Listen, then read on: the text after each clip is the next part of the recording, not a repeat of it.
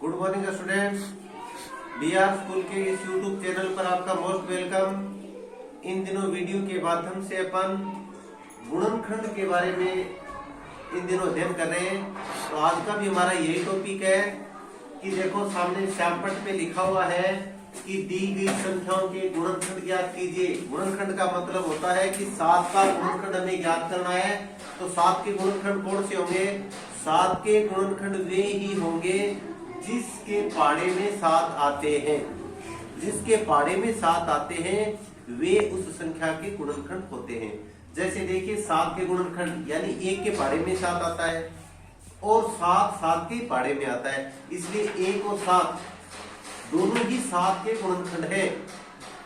अब अगला गुणनखंड हमें ज्ञात करना है कि 9 यानी 9 है वो किस किस के पाढ़े में आता है। कौन कौन सा पाढ़ा लिखे तब 9 आए, वे उनके गुणनखंड है। तो देखिए 1 है वो तो सभी के पाढ़े में आता है, यानी 1 चाहे सम संख्या हो, चाहे विषम संख्या हो, चाहे अभाज्य संख्या हो, 1 तो सब ही पाढ़े में आता है, यानी सभी संख्याओं का पाढ़ा ज्ञात करते हैं तो 1 आता है।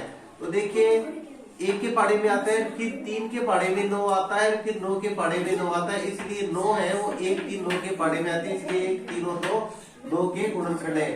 16 के गुणनखंड देखिए 2 के पाढ़े में भी 16 आते हैं, 4 के पाढ़े में भी आते हैं, 8 के पाढ़े में आते हैं और 16 के पाढ़े में भी आते हैं, इसलिए ये 1 2 4 6 8 और 16 के गुणनखंड है।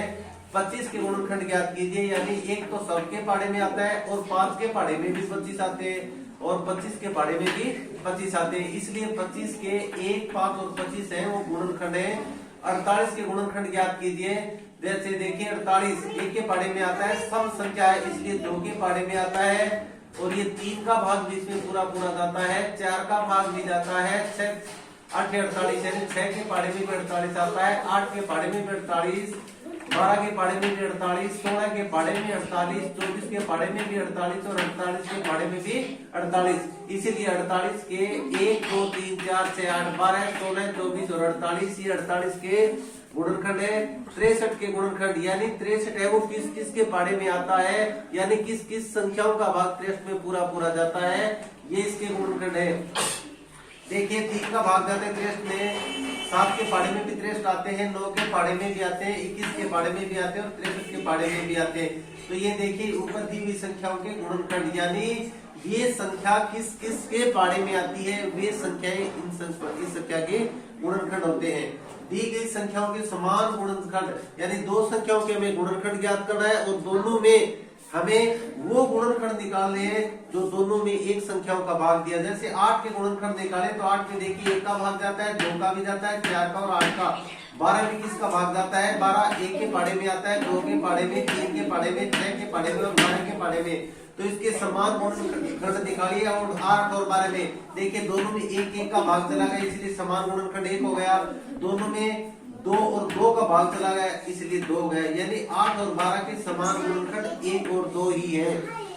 10 और 20 देखिए 10 के गुणनखंड क्या है, यानी 10 किस किस के पाढ़े में आते हैं। 10 1 के पाढ़े में आता है, 2 के पाढ़े में भी 10 आता है, 5 के पाढ़े में भी 10 आता है, 10 के पाढ़े में भी 10 आता है। अब 20 के गुणनखंड देखिए 1 के पाढ़े में भी आता है, 2 के पाढ़े में भी 20 आता है, 4 के पाढ़े में भी 20 आता है, 5 के पाढ़े में भी 20 आता है, 10 के पाढ़े में भी 20 आता है, 20 के पाढ़े में भी 20 आता है। इसलिए 10 और 20 के समान गुणनखंड क्या हो गए? देखो दोनों में 1 का भाग चला गया इसलिए 1, दोनों में 2 का भाग चला गया इसीलिए 2, दोनों में 5 का भाग चला गया इसीलिए 5, दोनों में 10 का भाग जाता है इसलिए 10 के पाढ़े में आते इसलिए 10 आ गया। तो 10 और 20 के समान गुणनखंड क्या हो गए? 1 2 5 और 10। अब 7 और 16 के गुणनखंड ज्ञात कीजिए। 7 देखिए 7 एक अभाज्य संख्या है, अभाज्य संख्या में केवल अपना और 1 का छोड़ करके किसी संख्या का भाग नहीं जाता है, इसलिए 7 क्या है? 7 में 1 का और 7 का भाग जाता है, यानी 1 और 7 के पाढ़े में आते हैं और किसी संख्या में नहीं आता है, इसलिए 7 के गुणनखंड 1 और 7 है। 16 के गुणनखंड देखिए 16 1 के पाढ़े में भी आता है, 2 के पाढ़े में, 4 के, 8 के और 16 के पाढ़े में आता है, इसलिए 7 और 16 के समान गुणनखंड क्या हो गया?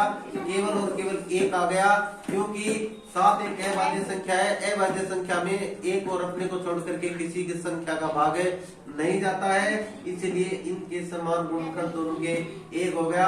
तो बच्चों आज इस वीडियो के माध्यम से आपने गुणनखंड ज्ञात किए और गुणनखंड ज्ञात करने के बाद 2 या 3 संख्याओं में से समान गुणनखंड निकालना भी सीखा। अगले वीडियो के इंतजार तक जय हिंद, जय भारत।